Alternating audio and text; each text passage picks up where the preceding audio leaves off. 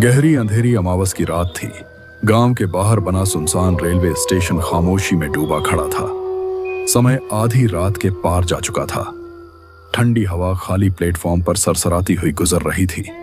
दूर तक कोई इंसान दिखाई नहीं दे रहा था। चारों तरफ ऐसा सन्नाटा था जैसे जगह खुद सांस रोके खड़ी हो। स्टेशन के बाहर सिर्फ एक ऑटो खड़ा था। उसके पास खड़ा था मंगल, एक सीधा सादा ऑटो चालक जो अभी कुछ यात्रियों को छोड़कर लौटा था और अब घर जाने की तैयारी कर रहा था। आज तो बड़ी सुनसान रात है, एक भी सवारी नहीं दिख रही। लगता है 8 बजने वाले हैं। अब ज्यादा देर रुकना ठीक नहीं। अमावस की रात है, बेकार यहां खड़े रहना सही नहीं होगा।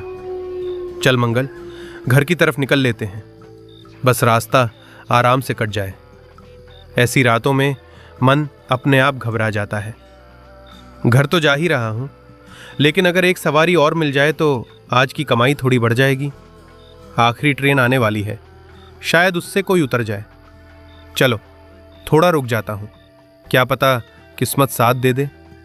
मंगल घर लौटने ही वाला था, लेकिन उसके मन में एक ख्याल अटक गया। क्यों ना आज एक सवारी और मिल जाए तो कमाई कुछ बेहतर हो जाएगी।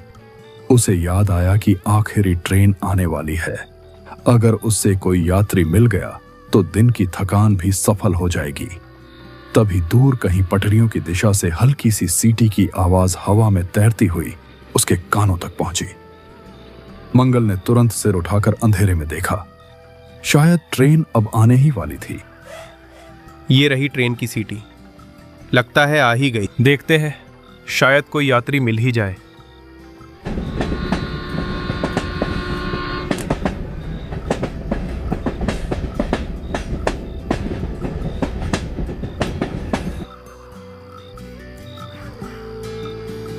फाइनली यार, हम शिवपुर पहुंच ही गए। कितना सुन रखा था इस जगह के बारे में। हाँ भाई, लेकिन स्टेशन तो काफी सुनसान लग रहा है। उम्मीद है कोई सवारी मिल जाए। मिलेगी यार, थोड़ा आगे चलते हैं। इतनी दूर आए हैं तो अब रुकने का सवाल ही नहीं।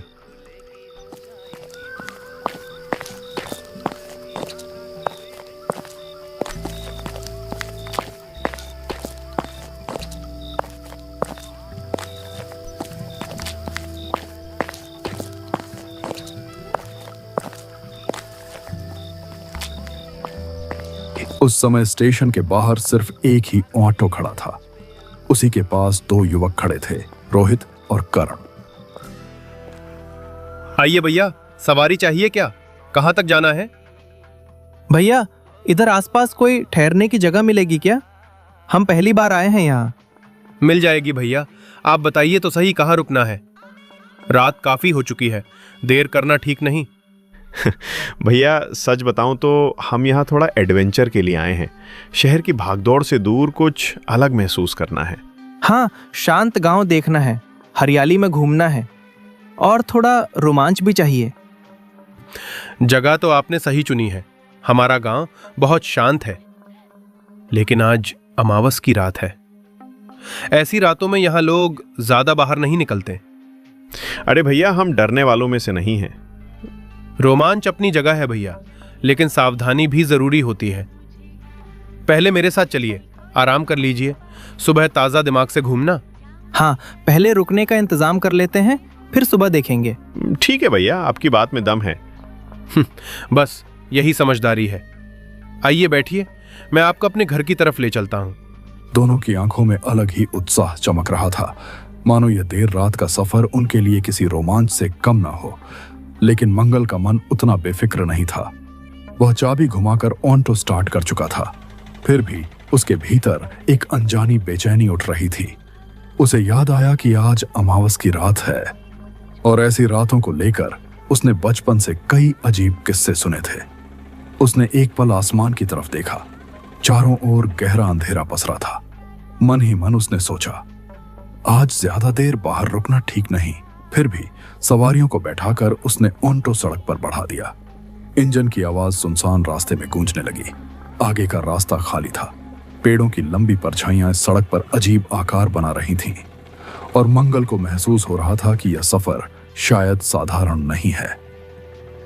मंगल भैया, यहाँ आसपास कोई होटल मिल जाएगा क्या? रात भी होने वाली है। नहीं भैया, इस समय तो यहाँ कोई होटल नहीं मिलेगा। आप चिंता मत कीजिए, मेरे घर चलिए। घर बड़ा तो नहीं है, मगर आज की रात आराम से गुजर जाएगी। सच भैया? फिर तो मजा आ जाएगा, गांव का असली माहौल भी देख लेंगे। हाँ, आज आप लोग मेरे मेहमान हैं, लेकिन एक बात ध्यान रखिए, आज अमावस की रात है। ऐसी रातों में यहाँ लोग ज्यादा बाहर नहीं निकलते। क्यों भैया, ऐसा क्या खास है आज की रात में? गांव में मान्यता है कि अमावस की रात में बुरी और ताकतवर शक्तियां बाहर निकलती हैं, इसलिए सावधानी जरूरी होती है। रोमांच अपनी जगह है भैया, लेकिन समझदारी भी जरूरी है। अरे भैया, तब तो और भी मजा आएगा। थोड़ा रोमांच तो चाहिए ही।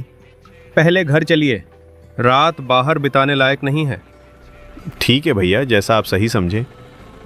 धन्यवाद मंगल भैया, आपने बड़ी मदद कर दी। अरे इसमें धन्यवाद की क्या बात है, बस अब जल्दी घर पहुंच जाए। अमावस की रात में अंधेरा जल्दी गहरा जाता है। रात के 8 बजने वाले थे, तभी रोहित और कर्ण मंगल के घर पहुंच चुके थे। घर के बाहर बैठकर तीनों ने साथ में चाय पी और देर तक आपस में बातें करते रहे। माहौल सामान्य था, लेकिन मंगल के चेहरे पर हल्की सी गंभीरता साफ झलक रही थी। कुछ देर बाद उसने दोनों को समझाते हुए रात की गंभीरता का एहसास कराया। उसकी आवाज में चिंता साफ महसूस हो रही थी, जैसे वह किसी अनहोनी की आशंका को पहले से भांप रहा हो। रोहित, करण, मेरी बात ध्यान से सुनो। आज अमावस की रात है। ऐसी रातों में यहाँ का माहौल बदल जाता है। गांव के लोग मानते हैं कि इस समय बुरी ताकतें ज्यादा सक्रिय हो जाती हैं, इसलिए बेवजह बाहर घूमना ठीक नहीं। अरे मंगल भैया, आप भी ना कैसी कैसी बातें करते हैं, हमें यूं ही मत डराइए। भैया, रास्ते में आपने जिस हवेली का जिक्र किया था वही है ना ये? क्या सच में वो इतनी डरावनी है? गांव से थोड़ा दूर एक पुरानी हवेली है जो अब पूरी तरह जर्जर हो चुकी है। लोग कहते हैं कि वहां कुछ अच्छा नहीं है। रात होते ही वहां से अजीब अजीब आवाजें सुनाई देती हैं। उस हवेली के पास शाम को कोई भी गांव वाला नहीं जाता। सच में क्या लोग इतने डरते हैं उस जगह से? एक बार गांव का एक आदमी जिद में आकर उस हवेली के अंदर चला गया था। अगले दिन वो हवेली के पास वाले शमशान के पास बेहोशी की हालत में मिला। तब से लोग और भी डरने लगे हैं। वहां हमेशा ऐसा लगता है जैसे खौफ का साया मंडरा रहा हो। जो आप बता रहे हैं वो सुनकर थोड़ा अजीब जरूर लग रहा है। अगर सच में वहां ऐसा कुछ हुआ था तो बात सोचने वाली है। खैर, बातें करते करते देर हो रही है। आप लोग चाय खत्म कीजिए, मैं अंदर जाकर खाने का इंतजाम करता हूं।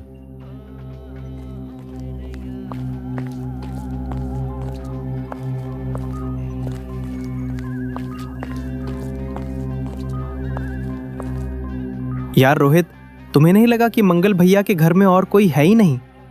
कितना शांत है सब कुछ। हाँ, थोड़ा अजीब तो है, लेकिन गांव के घर ऐसे ही होते हैं शायद। और जो उन्होंने हवेली की कहानी बताई, सच कहूं तो सुनकर तो मुझे और भी इंटरेस्ट आ गया।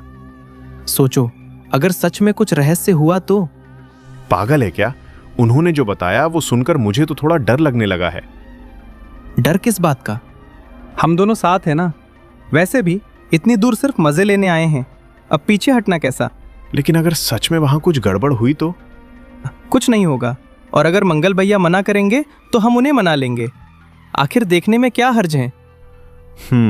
बात तो तेरी सही है। इतनी दूर आए हैं तो खाली हाथ थोड़ी लौटेंगे। बस तय रहा, मौका मिलते ही हवेली तक चलेंगे, पता तो चले वहां सच्चाई क्या है। कुछ देर बाद मंगल ने खाना तैयार कर लिया और दोनों को खाने के लिए आवाज दी। रोहित और करण हाथ मुंह धोकर आंगन में आ बैठे। तीनों ने साथ बैठकर सादा भोजन शुरू किया। दिन भर की भागदौड़ के बाद घर का खाना सबको अच्छा लग रहा था। खाते खाते वे हल्की फुल्की बातें करते रहे। तभी रोहित ने निवाला तोड़ते हुए मंगल से एक सवाल पूछ लिया। करण भी उसकी ओर देखने लगा, जैसे वह भी उसी बात का जवाब सुनना चाहता हो। मंगल भैया, खाना सच में बहुत स्वादिष्ट है। आपने इतनी मेहनत की, इसके लिए दिल से शुक्रिया। अरे भैया, इसमें शुक्रिया कैसा, घर का ही तो खाना है। भैया एक बात पूछूं, घर में और कोई नजर नहीं आ रहा, क्या आप यहाँ अकेले रहते हैं? हाँ मंगल भैया, आपने हमें इस अनजान जगह पर सहारा दिया, ये हम कभी नहीं भूलेंगे। लेकिन सच बताइए, आपके परिवार में और कौन कौन है? अब यहाँ मेरा कोई नहीं है। पहले माता पिता थे, लेकिन वक्त के साथ सब चले गए। पिताजी खेती किया करते थे, उसी से घर चलता था। उनके बाद खेत तो हैं, पर मेरा मन उसमें नहीं लगा, इसलिए ऑटो चलाना शुरू कर दिया। उसी से गुजारा हो जाता है। भैया, ये सुनकर सच में बुरा लगा। इतनी कम उम्र में इतना सब संभालना आसान नहीं। जिंदगी है भैया, धीरे धीरे सब सहना सीख जाता है इंसान। अब तो यही रोजमर्रा बन गई है। आपने जिस हिम्मत से सब संभाला है वो काबिले तारीफ है भैया। बस भगवान की मर्जी समझकर चल रहा हूं, और क्या। वैसे खाना ठीक बना था ना? गांव का साधारण खाना है, कहीं कमी तो नहीं रह गई? अरे भैया, मज़ा आ गया। सच कहूँ तो इतना स्वादिष्ट खाना मैंने पहले कभी नहीं खाया। आज समझ आया कि असली स्वाद तो गांव के खाने में होता है। सही कह रहा है करण, घर जैसा खाना मिल गया, सफर की सारी थकान उतर गई। भैया, कल का क्या इरादा है? कहीं घूमने का कोई खास जगह है यहाँ? मैंने बताया था ना, गांव के बाहर एक पुरानी हवेली है, उसके पास ही शमशान भी है, लेकिन उस तरफ जाना ठीक नहीं समझता मैं। बस भैया, वही तो देखना है हमें। हम तो एडवेंचर के लिए ही आए हैं। नहीं, मैं सच कह रहा हूं, वो जगह सही नहीं है। मैंने खुद वहां कुछ अजीब चीजें महसूस की हैं। लोग यूं ही उससे दूर नहीं रहते। वो जगह ठीक नहीं मानी जाती। अरे भैया, इतना भी क्या डरना? कभी कभी लोग बातें बढ़ा चढ़ाकर भी तो कह देते हैं। तुम लोग समझ क्यों नहीं रहे? हर जगह देखने लायक नहीं होती। हाँ मंगल भैया, हम बस एक बार देखना चाहते हैं। आप फिक्र मत कीजिए, हम संभल कर रहेंगे। ठीक है, तुम लोग इतनी जिद कर रहे हो तो मैं मना नहीं करूंगा, लेकिन मेरी एक शर्त होगी। कैसी शर्त मंगल भैया? हवेली तक जाना ठीक है, लेकिन उसके बाहर जो शमशान है ना, उसकी तरफ कदम भी मत बढ़ाना। वहां से अगर कोई आवाज आए, कोई रोने की, कोई पुकारने की, या ऐसा लगे कि कोई मदद मांग रहा है, तब भी उधर मत जाना। यहां तक कि अगर कोई जोर से चीखे तो भी पलटकर मत देखना। मैं साफ कह रहा हूं, किसी भी हालत में शमशान की तरफ नहीं जाना। ठीक है मंगल भाई, हम आपकी बात मानेंगे, उधर नहीं जाएंगे। तो पक्का रहा, कल हवेली देखेंगे। और हाँ भैया, आप सच में हमारी बहुत मदद कर रहे हो, इसके लिए दिल से धन्यवाद। अरे धन्यवाद की क्या बात है, तुम लोग मेरे मेहमान हो, लेकिन मेरी बात हल्के में मत लेना। चिंता मत कीजिए, हम संभल कर रहेंगे। अच्छा, अब काफी बातें हो गईं, रात भी काफी हो चुकी है। तुम दोनों के सोने का इंतजाम मैंने बगल वाले कमरे में कर दिया है। चलो अब आराम कर लो, सुबह बात करेंगे। भोजन के बाद मंगल ने दोनों के आराम के लिए एक अलग कमरा खोल दिया। उसने अंदर बिस्तर बिछा दिया और उन्हें आराम करने को कहकर बाहर चला गया।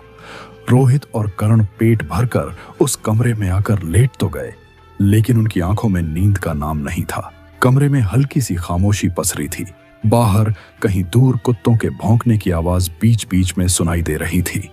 दोनों करवट बदलते रहे और फिर धीरे धीरे आपस में बातें करने लगे। कभी सफर की चर्चा करते तो कभी गांव के माहौल पर हंसते। समय बीतता गया, मगर उनकी बातचीत खत्म होने का नाम ही नहीं ले रही थी। यार रोहित, सच बताऊं तो आज तो नींद ही नहीं आ रही। कितना मजा आने वाला है कल, सोचकर ही एक्साइटमेंट हो रही है। तू तो पूरा जोश में है, लेकिन थोड़ा डर भी लग रहा है ना? हाँ, थोड़ा सा। पता नहीं क्यों मंगल भैया की बातें याद आ रही हैं, पर फिर भी दिल कह रहा है कि कल कुछ अलग होने वाला है। बस कर यार, तू जितना सोचता है उतना ही दिमाग में घूमता रहेगा। अरे सोचूं भी ना तो क्या करूं? इतनी दूर आए हैं और वो हवेली सच में देखना है मुझे। ठीक है भाई, देख लेंगे, लेकिन अभी सो भी जा। क्या पूरी रात ऐसे ही बातें करता रहेगा? कोशिश करता हूं, पर नींद आए तब ना। आंख बंद कर और चुपचाप लेट जा, कल सुबह जल्दी निकलना है। दोनों बातों ही बातों में कब शांत हुए और कब उन्हीं दे होकर गहरी नींद में डूब गए, उन्हें खुद भी पता नहीं चला। रात यूं ही गुजर गई और देखते ही देखते सुबह की हल्की रोशनी खिड़की से भीतर आने लगी।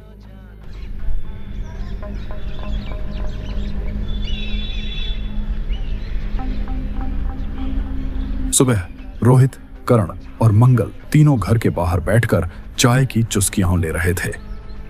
ठंडी हवा के साथ उनके बीच आगे की योजना पर चर्चा चल रही थी। सफर में साथ क्या क्या सामान रखना है, किन बातों का ध्यान रखना है और बाकी तैयारियां कैसे पूरी करनी है। बातों और तैयारियों में समय इतनी तेजी से बीता कि किसी को एहसास ही नहीं हुआ। देखते देखते शाम के 4 बज गए। इसी दौरान उन्होंने मंगल को यह भी बता दिया कि वे एक रात उस पुरानी खंडहर हवेली में बिताने का इरादा रखते हैं। यह सुनकर मंगल का चेहरा गंभीर हो गया। उसे यह विचार बिल्कुल पसंद नहीं आया। दोनों ने हंसी मजाक और समझाने बुझाने के बाद किसी तरह उसे राजी तो कर लिया, लेकिन मंगल का मन अब भी निश्चिंत नहीं था। वह बार बार उन्हें सावधान रहने की सलाह देता रहा और हर कदम सोच समझकर उठाने की हिदायत देता रहा।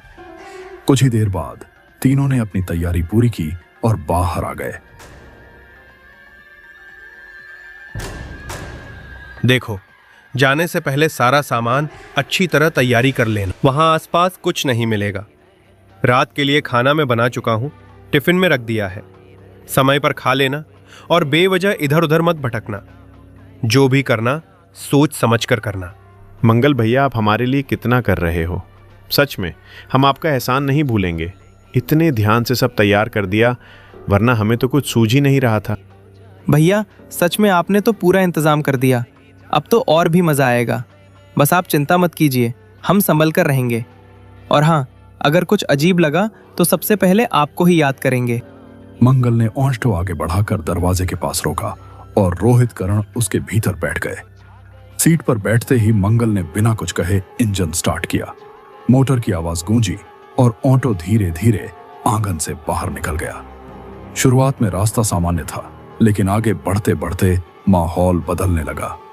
घरों की संख्या कम होती गई, दुकानें पीछे छूटती चली गईं और सड़क सुनसान होती गई। हवा अब कुछ ज्यादा ठंडी महसूस हो रही थी। पेड़ों की लंबी छायाएं सड़क पर अजीब ढंग से फैल रही थीं। थोड़ी ही देर में ऑटो उस इलाके में पहुंच गया जहां पुरानी हवेली खड़ी थी। चारों ओर वीरानी पसरी थी और दूर दूर तक कोई हलचल दिखाई नहीं दे रही थी। मंगल ने हवेली से कुछ दूरी पहले ही ऑटो रोक दिया। मंगल भैया, क्या हम हवेली पहुंच गए? अभी नहीं, थोड़ा और आगे जाओ, फिर दाहिने तरफ मुड़ना। वहां तुम्हें शमशान का पुराना सा दरवाजा दिखेगा। बस वहीं से थोड़ा आगे बढ़ोगे तो हवेली नजर आ जाएगी। मतलब अब हम यहीं से आगे पैदल जाएं? हाँ, मैं यहीं तक छोड़ सकता हूं। आगे का रास्ता तुम दोनों को खुद तय करना होगा। याद रखना, जो समझाया है उसे भूलना मत। ठीक है मंगल भाई, हम ध्यान रखेंगे। कल सुबह मैं अपनी ऑटो लेकर इसी जगह आ जाऊंगा। अगर सब ठीक रहा तो यहीं मिलना। ठीक है मंगल भाई, कल यहीं मिलते हैं। चिंता मत कीजिए, हम समय पर वापस आ जाएंगे। ठीक है, संभल कर जाना। वहां खड़े होकर उसने उन्हें सावधानी से रहने की हिदायत दी और फिर वापस अपने घर की ओर लौट गया। रास्ता पूरी तरह सुनसान था। दोनों ओर घना जंगल फैला हुआ था और रात का अंधेरा धीरे धीरे और गहरा होता जा रहा था। हवा में ठंडक घुली हुई थी। पेड़ों के बीच से अजीब सी पक्षियों की आवाजें आ रही थीं, जो वातावरण को और भी रहस्यमय बना रही थीं। धीरे धीरे मंगल का ऑटो दूर जाता हुआ आंखों से ओझल हो गया। अब उस वीराने में केवल रोहित और करण ही रह गए थे। दोनों ने अपने बैग उठाए और आगे बढ़ने लगे। सुनसान पगडंडी पर उनके कदमों की आहट साफ सुनाई दे रही थी।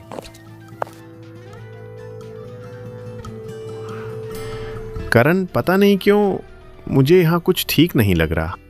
अरे यार, तू भी ना अभी से घबरा गया। इतनी दूर आए हैं और अब पीछे हटने की सोच रहा है। ये सब बस दिमाग का खेल है। देखना, सुबह हंसेंगे हम इस बात पर। शायद हमें मंगल भैया की बात मान लेनी चाहिए थी। रात में इस तरह रुकना सही फैसला है या नहीं, समझ नहीं आ रहा। अगर हालात ऐसे ही रहें तो हमें वापस लौटने के बारे में सोचना चाहिए।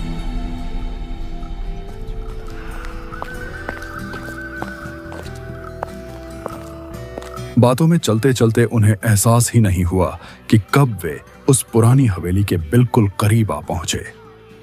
सन्नाटा ही तो मजा है। एडवेंचर ऐसा ही होता है। डर लगे तभी तो असली रोमांच मिलता है। मजाक मत कर, माहौल देख। खाली हवेली, सन्नाटा, कुछ तो अजीब है। सामने खड़ी वह इमारत अंधेरे में और भी विशाल और रहस्यमय लग रही थी। सबसे अजीब बात यह थी कि हवेली का मुख्य फाटक पहले से खुला हुआ था, जैसे किसी ने जानबूझकर उसे अध खुला छोड़ रखा हो। क्षण भर के लिए दोनों ठिठके, फिर हिम्मत जुटाकर भीतर कदम रख दिया। अंदर का आंगन सूना पड़ा था। नीचे के कमरे झरझर हालत में थे।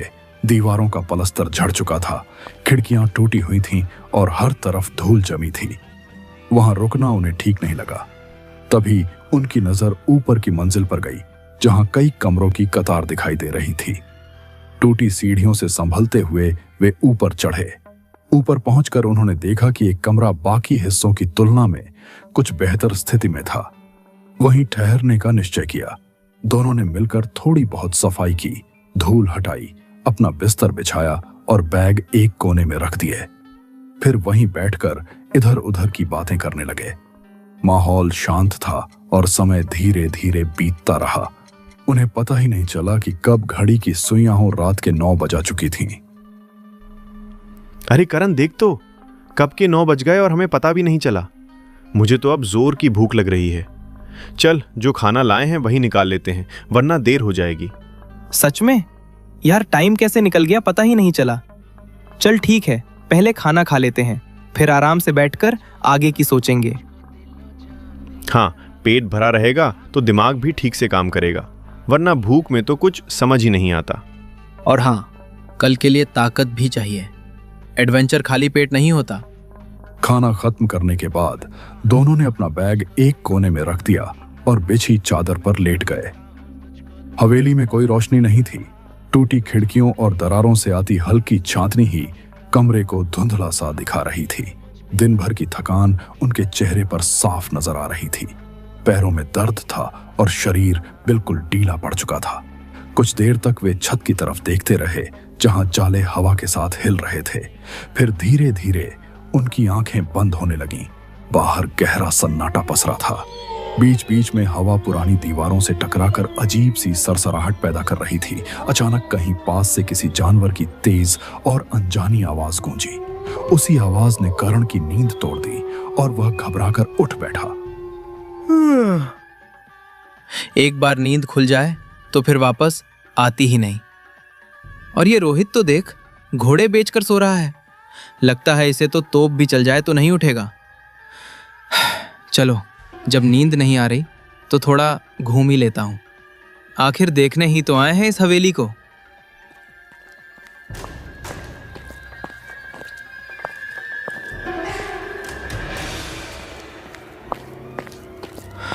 उफ, यहाँ बाहर तो और भी अजीब लग रहा है।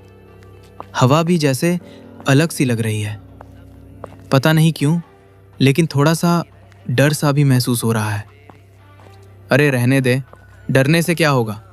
इतनी दूर आए हैं तो खाली कमरे में बैठे रहने से अच्छा है थोड़ा इधर उधर देख लिया जाए। रोहित तो वैसे भी गहरी नींद में है। चल करण, हिम्मत रख, आखिर एडवेंचर करने ही तो आए हो। कमरे में अब भी वही धुंधली चांदनी थी, लेकिन माहौल पहले से ज्यादा भारी महसूस हो रहा था। करण अपने ही ख्यालों में डूबा धीरे धीरे कदम बढ़ा रहा था। तभी अचानक उसकी नजर सामने की दीवार पर पड़ी और वह एकदम से ठिठक गया। दीवार पर कुछ ऐसा दिखाई दे रहा था जिसे देखकर उसका गला सूख गया। कुछ पल के लिए उसके कदम जैसे जमीन से चिपक गए। उसने गहरी सांस ली, खुद को संभाला और हिम्मत जुटाकर थोड़ा आगे बढ़ा। चांदनी की हल्की रोशनी दीवार पर पड़ रही थी, मगर वह चीज साफ समझ नहीं आ रही थी। करण ने गर्दन आगे बढ़ाकर ध्यान से देखने की कोशिश की कि आखिर दीवार पर वह अजीब सी आकृति क्या है। उसका दिल तेजी से धड़क रहा था और हर कदम के साथ उसकी बेचैनी बढ़ती जा रही थी। अरे बाप रे, ये कैसी तस्वीर टांग रखी है यहाँ। ऐसी जगह पर कोई ये सब लगाता है क्या? पहले ही इस हवेली के बारे में इतना कुछ सुन रखा था, वैसे ही दिल घबराया हुआ था। और अब ये, सच में इसे देखकर तो जान ही निकल रही मेरी। पता नहीं किसकी तस्वीर है, लेकिन लग तो बिल्कुल भी ठीक नहीं रही। यहाँ खड़ा रहना भी अजीब लग रहा है। कहीं मैं बेवजह ज्यादा सोच तो नहीं रहा। करण हवेली के भीतर यूं ही टहलता हुआ एक हिस्से से दूसरे हिस्से में जा रहा था। दीवारों पर जमी धूल और टूटी खिड़कियों के बीच उसकी चाल की आहट गूंज रही थी। इसी दौरान उसकी नजर एक संकरे गलियारे जैसे रास्ते पर पड़ी। उत्सुकता में वह उसी तरफ मुड़ गया और धीरे धीरे सीधे आगे बढ़ने लगा। गलियारा पार करते ही सामने का दृश्य देखकर वह ठहर गया। दूर तक फैला वही श्मशान दिखाई दे रहा था जिसकी चर्चा रास्ते में हुई थी। यह दृश्य देखते ही उसे अचानक मंगल की कही बातें याद आ गईं और उसके कदम कुछ पल के लिए थम से गए। अच्छा, तो यही वो जगह है जिसके बारे में मंगल भैया बार बार मना कर रहे थे। सामने यही शमशान होगा शायद। उन्होंने कहा था उधर मत जाना, लेकिन मैं तो बस देख ही रहा हूं। इतनी भी क्या बड़ी बात है। चलो जरा पास से देखकर आता हूं कि आखिर इसमें ऐसा क्या खास है। थोड़ा और आगे बढ़ते ही करण की नजर सामने पड़ी एक सफेद परछाई के ऊपर जो हल्की सी पेड़ की आड़ में खड़ी थी। पहली नजर में उसे लगा जैसे उस पेड़ के पास कोई धुंधली सी परछाई खड़ी हो। वह ठिठक गया और ध्यान से देखने लगा। चांदनी में वह आकृति साफ नहीं दिख रही थी, बस ऐसा महसूस हो रहा था मानो पेड़ के सहारे कोई हल्की सी सफेद छाया मौजूद हो।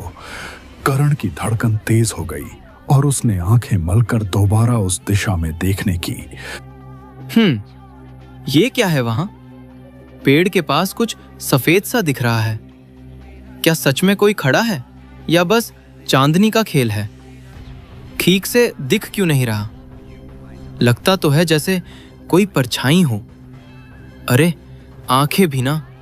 शायद मैं ही ज्यादा गौर कर रहा हूं। फिर भी एक बार और ध्यान से देखता हूं।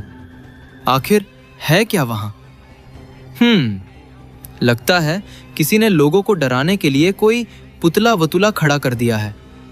बेकार में सब इसे भूत प्रेत समझ लेते होंगे।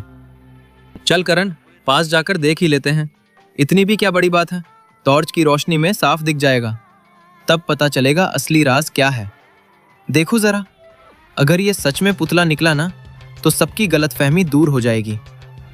अरे शायद हवा में हिल रहा है, इसीलिए डरावना लग रहा है। पास जाकर ही समझ आएगा। जैसे ही करण ने हिम्मत जुटाकर 2 कदम और आगे बढ़ाए और उस धुंधली आकृति का चेहरा देखने की कोशिश की, उसी पल उसका खून जैसे जम गया। चांदनी में उभरता वह चेहरा इतना डरावना था कि उसकी सांस अटक गई, आंखें फैली रह गईं, गला सूख गया। अगले ही क्षण उसके पैरों ने जवाब दे दिया और वह वहीं जमीन पर गिर पड़ा। उसी समय एक खौफनाक ठहाका पूरे हवेली में गूंज उठा। वह आवाज दीवारों से टकराकर कई गुना तेज होकर लौट रही थी। ऐसा लग रहा था मानो पूरी इमारत उसी हंसी से कांप उठी हो। उस अचानक गूंजी आवाज से रोहित की नींद टूट गई। वह हड़बड़ाकर उठ बैठा। उसका दिल तेज धड़क रहा था, मगर उसे समझ नहीं आ रहा था कि यह आवाज कहां से आई और करण कहां है। कमरे का सन्नाटा अब पहले से ज्यादा भारी लगने लगा था। ये कैसी अजीब आवाज थी। करण? अरे करण कहाँ गया? अभी तो यहीं लेटा था, अचानक कहाँ चला गया? क्या बाहर गया है? बिना बताए क्यों जाएगा? कुछ ठीक नहीं लग रहा। पहले उसे ढूंढता हूं, देखता हूं आखिर वो गया कहाँ है। रोहित घबराकर कमरे से बाहर निकला और इधर उधर बेचैनी से देखने लगा। वह हवेली के हर कोने में करण को पुकारता हुआ भटकने लगा, जैसे उसे यकीन ही ना हो कि वह अचानक यूं गायब हो सकता है। सीढ़ियों के पास, टूटी खिड़कियों के पास, खाली कमरों में, हर जगह उसने तलाश की, मगर करण कहीं दिखाई नहीं दिया। उसका डर अब घबराहट में बदल चुका था। तभी अचानक दूर श्मशान की दिशा से सन्नाटे को चीरती हुई एक तेज चीख गूंजी। वह आवाज इतनी दर्दनाक थी कि रोहित का दिल दहल उठा। उसे समझने में देर नहीं लगी कि वह चीख करण की ही थी। करण, कहाँ है तू? जवाब दे। मजाक मत कर यार, ऐसे गायब मत हो। करण, मैं आ रहा हूं, तू वहीं रुक। रोहित दूर ही खड़ा होकर बार बार करण का नाम पुकारने लगा। उसकी आवाज उस वीरान हवेली में गूंज रही थी, लेकिन सामने से कोई जवाब नहीं आया। सीढ़ियों पर भी नहीं, इन कमरों में भी नहीं। आखिर गया कहां? करण, एक बार आवाज तो दे।